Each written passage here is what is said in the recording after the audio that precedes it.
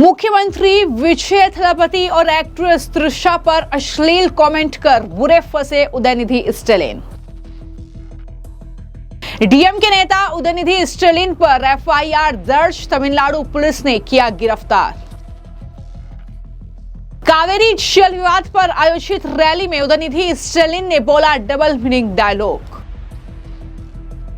तमिलनाडु विधानसभा में विपक्ष के नेता और डीएमके के विधायक उदयनिधि स्टालिन के एक बयान ने तमिलनाडु में हंगामा बरपा दिया है। दरअसल एक्ट्रेस तृषा पर यह विवादित टिप्पणी उदयनिधि स्टालिन ने की है, यह आरोप है, जिसके बाद उन्हें गिरफ्तार भी कर लिया गया है। जो तस्वीर आप देख रहे हैं, तमिलनाडु के मुख्यमंत्री विजय थलापति और एक्ट्रेस तृषा की दोस्ती की लगातार तस्वीरें हमने देखी, लेकिन इसी को लेकर आरोप यह है कि जो स्टालिन है उनकी तरफ से एक विवादित टिप्पणी की गई थी, डबल मीनिंग डायलॉग बोला गया था एक रैली में, जिसके बाद उन्हें गिरफ्तार किया गया। गिरफ्तारी के बाद उदयनिधि ने हालांकि यह आरोप लगाया कि उनके खिलाफ झूठी कहानी गढ़ी गई है, उन्हें झूठे मामले में गिरफ्तार किया गया है। हिरासत में लेने के बाद पत्रकारों से बातचीत करते हुए उदयनिधि ने कोई भी अपमानजनक टिप्पणी करने से साफ इनकार कर दिया और कहा कि यह विवाद एडिट किए गए और गुमराह करने वाले कमेंट के प्रचार प्रसार का नतीजा है। ये बातें उनकी तरफ से कही गई है।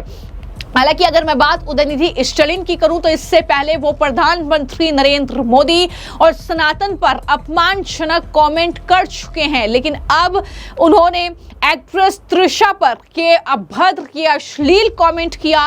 ये सीधे तौर पर उन पर आरोप लगा है, जिसके बाद चेन्नई पुलिस ने उदयनिधि स्टालिन को उनके घर से गिरफ्तार कर लिया है।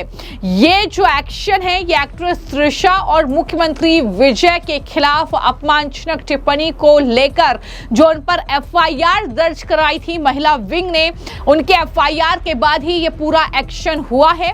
तमिलनाडु के नेता प्रतिपक्ष और डीएमके के नेता हैं उदयनिधि स्टालिन, और इस तरीके से खबर यह है कि तंजावुर में कावेरी जल विवाद पर एक रैली का आयोजन किया गया था। इसी दौरान भीड़ ने वहां पर तृषा के नारे लगाए और आरोप यह है कि उदयनिधि स्टालिन जो है मुस्कुराते हुए वहां पर रुके और इस तरीके से पानी को लेकर डबल मीनिंग डायलॉग वहां पर बोला, जिसके बाद जो है ये पूरा बवाल शुरू हुआ।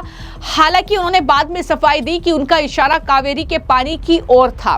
पुलिस ने उनके खिलाफ 6 धाराओं में केस दर्ज किया है। गिरफ्तारी से बचने के लिए उदयनिधि स्टालिन ने मद्रास हाईकोर्ट में अग्रिम जमानत की अर्जी दाखिल की है।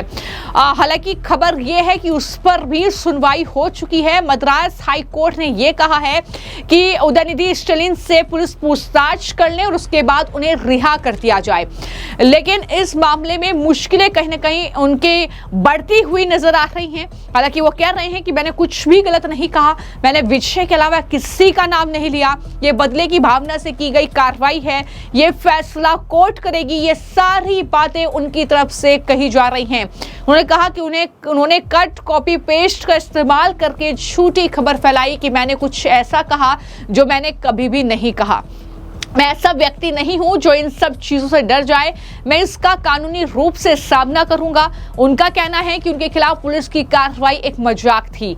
तो ये सारी चीजें देखने को मिल रही हैं, लेकिन कुल मिलाकर तमिलनाडु की सियासत भी गरमा गई है। जो पूरी साउथ इंडस्ट्री है वो कहीं ना कहीं अब तृषा पर की गई इस टिप्पणी को लेकर लगातार जो है हमलावर है उदयनिधि स्टालिन पर। मैं आपको जानकारी दूं कि पुलिस ने उनके भाषण को कर एफआईआर दर्ज की है और उदयनिधि स्टालिन पर बीएनएस 61, 79, 192, 196, 296 बी, 351, 2 और 352 टीएन महिलाओं के उत्पीड़न निषेध अधिनियम की धारा 4 और आईटी अधिनियम की धारा 67 के तहत ये केस दर्ज किया गया है।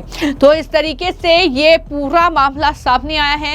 हालांकि सोशल मीडिया पर भी लगातार उदयनिधि स्टालिन पर गुस्सा लोगों का फूट रहा है, क्योंकि वहां पर उस वक्त तृषा के नारे लग रहे थे जब उदयनिधि स्टालिन ने अपना भाषण बीच में रोका और थोड़ी देर रुकने के बाद उन्होंने मुस्कुराते हुए ये अपमानजनक, ये अभद्र, ये अश्लील टिप्पणी की जो आपको कैमरे पर भी नहीं बता सकते हैं। डबल मीनिंग ये डायलॉग, जिसके बाद पूरी तरीके से वहां पर हंगामा बरपा है।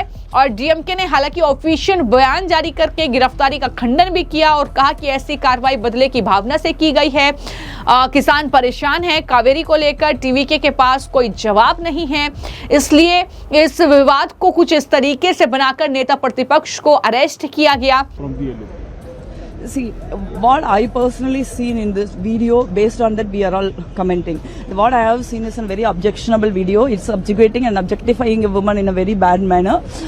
When a political meeting, in a public discourse, somebody is raising some woman name which she has nothing to do with their politics or in that particular place.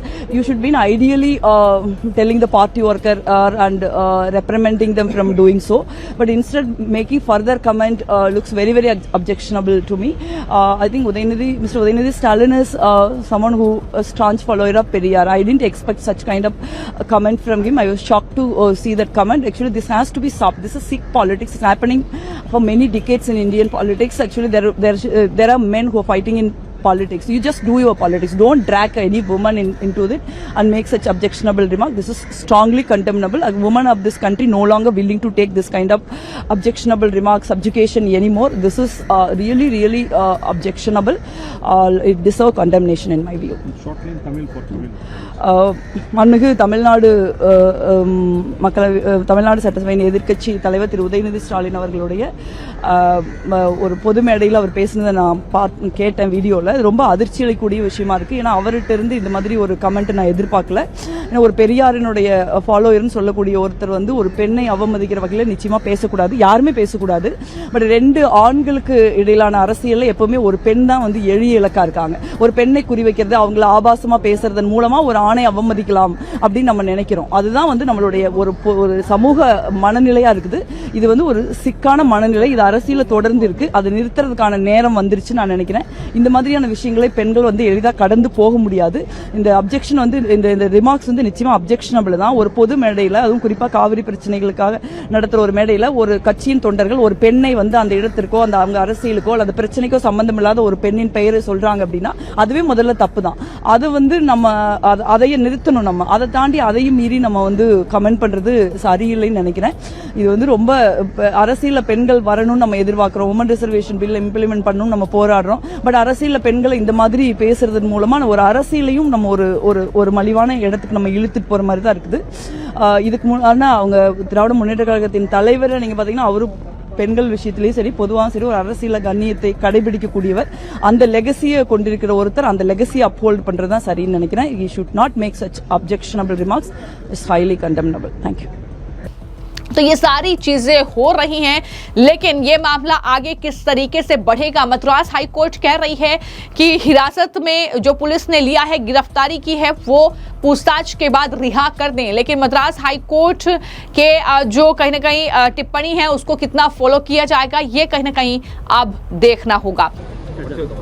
Okay. Yesterday there was a public meeting at Tanjore condemning the state government's attitude regarding Kaveri water. It was a huge gathering.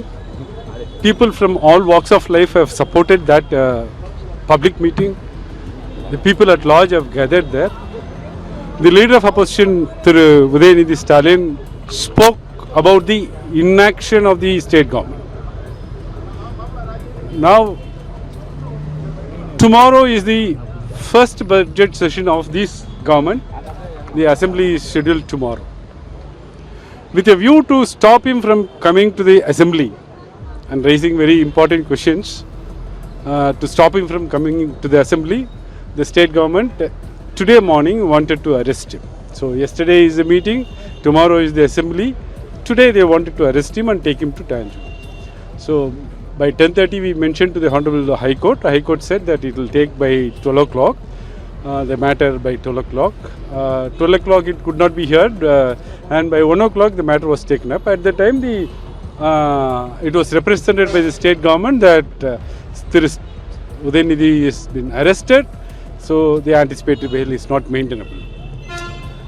We vehemently oppose that stand of the state government, saying that the Madras High Court, which always protect the personal liberty, has come to the rescue of people who are illegally arrested or unnecessarily arrested.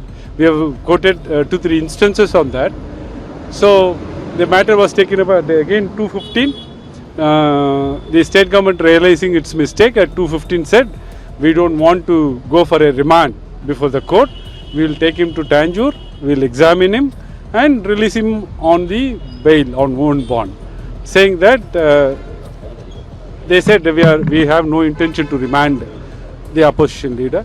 So recording that, the Honorable High Court has said that he has to be examined today itself and released on bail today itself, and Mr. Udayanidhi have to give cooperation to the investigation. I am not saying. The entire state is saying that this case is out of political vendetta. Thank you. फिलहाल आपकी इस खबर को लेकर क्या राय है हमें comment box में जरूर लिखें। धन्यवाद।